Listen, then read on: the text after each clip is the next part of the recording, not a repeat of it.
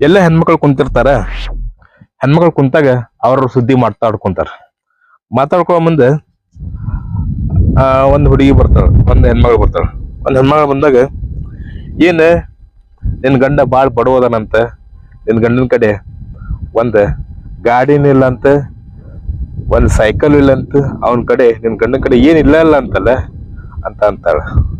ಅವಾಗ ಆ ಹೆಣ್ಮಗಳು ಅಂತಾಳೆ, ನನ್ನ ಗಂಡ ಬಡವ ಇರ್ಬೋದು, ಅವನತ್ರ ಏನೇ ಇಲ್ದೇ ಇರ್ಬೋದು, ಆದ್ರೆ ನನ್ನನ್ನ ರಾಣಿ ತರ ಸಾಕ್ಯಾನ.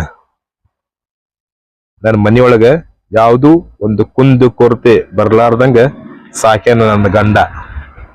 ನನ್ನ ಗಂಡನ ಮುಂದೆ ಯಾವ್ದು ಶ್ರೀಮಂತಿಕೆ, ಆಸ್ತಿ, ಅಂತಸ್ತು ಯಾವ್ದು ಬರಂಗಿಲ್ಲ.